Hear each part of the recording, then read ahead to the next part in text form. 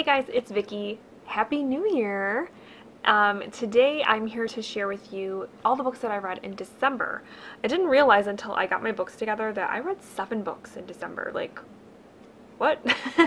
I just didn't realize that I read that much. So yeah, let's just go ahead and dive in. So the first book that I completed in December was a carryover from November, and that was Rose Madder by Stephen King. This was my buddy read with Bobbi over at Bobbi Reads Too Much. We both enjoyed this book. It's actually Bobbi's favorite Stephen King book, so it was a reread for her and my first time. And this is one of those Stephen King books that like usually end up on people's like least favorite Stephen King lists. But I really liked it. I really liked it. I thought that the basic story was so grounded in reality, and I thought was written so well in terms of the characters. It just felt very real and realistic. I thought that our main character, Rose, was very, given her trauma of her life, that she was a very relatable person, and I really liked her as a character. And then on the opposite side, her husband was a total psychopath, like one of the most evil characters I've ever read. The gist of the story is that Rose is in this horrible abusive relationship with her husband Norman. He physically and mentally abuses her, just awful person, and he's also a police officer, so she feels like she's kind of trapped because all of the people in her town, all the cops, are buddies with him. And so she decides one day to leave him, and she moves across the country to get away, and the whole book is her trying to move on from that. And also, in the other side of the story, Norman is tracking her down, so there's a lot of tension, there's a lot of build-up, because you're just so worried that he's going to find her and what he's going to do when he finds her. So I thought that that was done really well. There's also a supernatural twist in this book that some people in reading some of the negative reviews didn't like. They didn't feel it was necessary, but I thought it worked really well in the story. I really liked it. I don't know, I thought it was really cool. I won't say what it is because I don't want to like spoil it for anybody. But I thought that it was a good twist, and it worked really well. It all kind of wrapped up very well at the end. I know sometimes Stephen King struggles with endings. I thought that this book had a great ending, and ended, I mean, I don't think he could have done it better. I really thought the ending was very good. Like I said, there's a lot of tension buildup in this book, and the climax was very satisfying, though I feel like it happened a little fast. But like I said, totally satisfying. So yeah, Bobbi and I enjoyed this, and I don't know if it's one that I will ever reread Stephen King wise, but I did really enjoy it, and I gave it 4 stars. Next up, I read Anne of the Island by L.M. Montgomery. This is the 3rd book in the Anne of Green Gables series, and I can't say too much about it because it's the 3rd book in the series, and I don't want to spoil anything for anybody. But I will say that I enjoyed this one more than the 2nd book, Anne of Avonlea.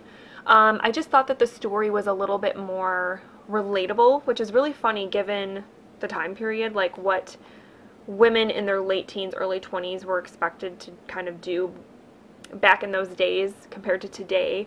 It was different, but this was very relatable. I thought that Anne's story, she's kind of in that place in her life where she's a young adult and she's trying to figure out, you know, what she wants to do with her life.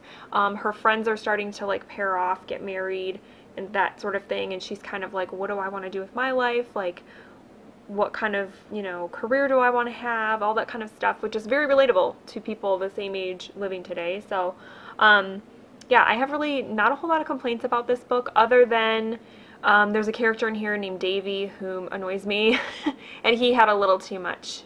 He was on the page a little too much for me, but I really enjoyed it. I thought the ending was super cute and super satisfying, which I don't normally get. I don't normally get kind of gaga over gooey, sweet endings like that, but it really worked for me. I thought it was great. So yeah, I'm definitely looking forward to seeing where Anne is going to go in the next book. Next up, I read Her Every Fear by Peter Swanson. I actually listened to this one on audio, and this is a thriller that surprised me. It had a lot more to it than I thought it was going to going in. It's about a woman named Kate. I'm already forgetting her name. Kate, yes. who is living in the UK, and she switches apartments with her cousin Corbin? Corbin. See, I'm blanking. He lives in Boston, and they decide to switch apartments for 6 months because Corbin has to do some work over in London, and Kate is trying to kind of move on from this traumatic event that happened to her, and so she sees it as kind of an opportunity to start over and do something different. And so they switch apartments, and her first day there in Boston, they find that her neighbor was murdered. Yeah. And so going into it, I thought that that was going to be like the base kind of story, but it ended up being a lot more, I don't know, there was just a lot more layers to this than I thought there was going to be. It was a lot darker than I thought it was going to be. Very like kind of addicting. Like I kept wanting to listen to it because it just had that, it just kind of had that draw for me. I really liked it. I've never read Peter Swanson before, but I definitely want to read more of his books. So if any of you out there have some recommendations for me, I would love to hear them because this was a good thriller. It was good. Yeah, I liked it a lot, and the audiobook wasn't bad either. It was pretty good. So I gave this 4 out of 5 stars.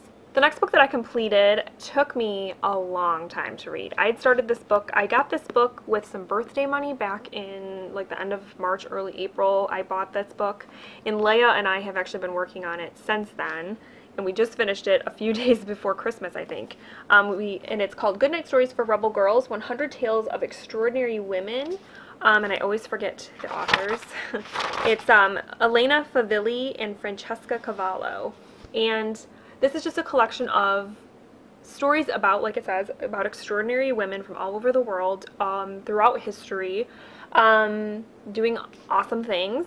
And it's cool because every story is just a page long, so you get, like, so this is Maya Angelou, you get just like a 1-page story about her life, and it's kind of told in like fairy tale format, so it always starts like once there was a girl or whatever, and then you get an illustration. And yeah, we really enjoyed this book. I thought that this book was really fun to read with my daughter. I actually learned a lot about different people that I'd never even heard of who are amazing women, but it has me wanting to pick up the second one because there's a second one.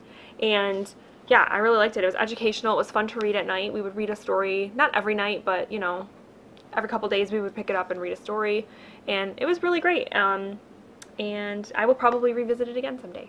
I almost forgot to tell you what I rated the book. I rated it 5 out of 5 stars because I think with the stories coupled with the illustrations and just the setup. The other thing that I thought was cute that we haven't done yet is at the very end you can draw your own portrait. Let me see if I can pull it up really quick. You can draw your own portrait and write your own story, which I think is awesome. So yeah, this is great, 5 stars. And then the last 2 days of the year, I finished 2 books. Or no, I finished 3 books actually. First up, I finished The Clockmaker's Daughter by Kate Morton. And this was my book of the month pick for October, I want to say. Yeah, October.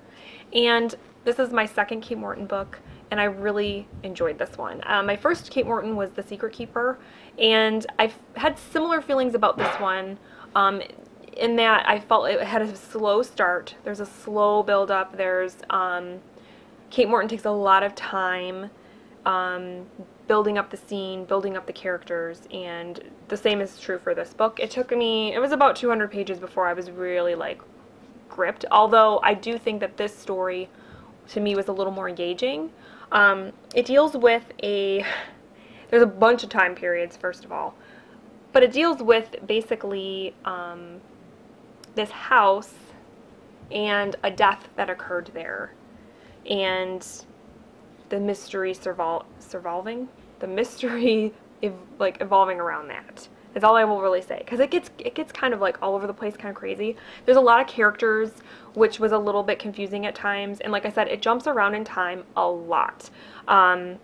You're in the present day, you're going back to like the 1860s, you're going to like World War I era, World War II era, you're going to the 1960s. It's all over the place. But it was so engaging. I really enjoyed it. Kate Morton is a really good writer. And I ended up, by the end of the book, I was like, wow. There was one thing about the ending that had me scratching my head a little bit. but overall it was good. I really liked it. So I gave this book 4 out of 5 stars. And then the next book I finished was another audiobook, and that was Girl Wash Your Face by Rachel Hollis. And this is like a self-help book, I guess. So I don't normally read like self-help type of books. I like nonfiction. I like memoirs, but like self-helpy type books I just don't tend to gravitate towards. So I was a little skeptical going into this book, but dang it, I kind of liked Rachel Hollis. I did. I liked her, like, just like her kind of humor about things that happened in her life, because it's kind of part memoir, but she breaks it down into ways of like each chapter was like a lesson that she learned, or like she started it with a lie that she told herself, and then how it kind of turned into a lesson, and like the things that she learned through that experience and the things that helped her. So I liked that setup. And like I said, she had some pretty funny stories to tell, and also there were things about her past that I admired her for sharing, because they were not happy things, not good things that, you know, people like to talk about or to share, and she's sharing it in the book for tons of people to read. So I appreciated that. But there were also parts of the book where I felt like it was a little bit too, like, I don't want to say, like, privileged, but it kind of did feel like that, because she is like I don't even know what she does for a living. She has like a media, like an online presence, and she's like a blogger and stuff, and so she does a lot of like fancy things within her job, and so there were times where I kind of felt like she wasn't exactly relatable,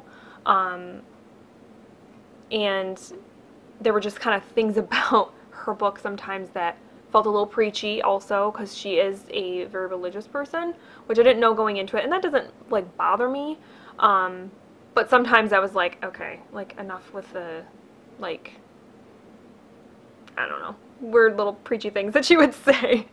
I just don't really find that to be helpful if I were to approach this as a self-help book, because I myself am not a very religious person. She also read the book herself, the audiobook, and sometimes her voice was a little much. Like, she got super peppy, and I was like, okay girl, tone it down a little bit. But like for the most part, it wasn't a bad book. There were just parts of it that I felt just weren't relatable to me. And she made things that are actually more complicated in real life. She made them sound like they were so simple, like, oh, go to therapy. It's like, do you realize how much a therapist costs? Like, if everyone could go to see a therapist and could afford it, they probably would, but it's you know, it's not cheap. So it felt like sometimes she was a little bit out of touch with people that are more like middle class and such type, you know. So it was enjoyable. I didn't hate it, I didn't love it, so I gave it 3 stars. And then the last book that I finished for December and for 2018, I literally finished it on New Year's Eve, was Generation of Swine, Gonzo Papers Volume 2 by Hunter S. Thompson. This was,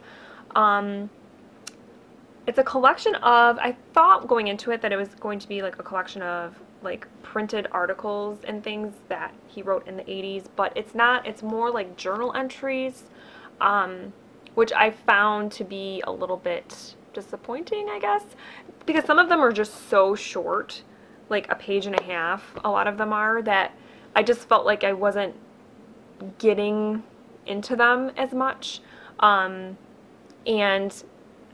I just felt like there were also things, even though I am a child of the 80s, like I was born in the 80s, I was so young that a lot of the stuff going on in this book I had to Google because I didn't know what he was talking about. Like, for example, he talks about a lot about the Iran-Contra affair that happened in the like mid to late 80s, and I mean, I was alive then, but I was like a toddler, so I didn't know anything about it. Like, honestly, I had to Google it because he references it a lot, and I didn't know exactly what he was talking about. So yeah, there's a lot of political stuff in here, which I'm not intimidated by, or, you know, I kind of expect that going into a Hunter S. Thompson book, that he is going to talk about the news of the day, the politics of the day. But like I said, there was just some of it that I just didn't really get. And I, like I said, wasn't a huge fan, although I am a fan of his writing, as always. I wasn't a huge fan of like these weird little journal entry type things. There were a couple in here that I really liked, that I did find to be really insightful, really good writing, but also most of it was kind of, okay. So this one just, you know, didn't do it for me, and that's okay. Because I still love my Hunter S. Thompson. He's still one of my favorites, but, you know, this one just wasn't my favorite. So I gave it 3 out of 5 stars. Alright guys, so that is my December wrap-up. All the books that I read in December.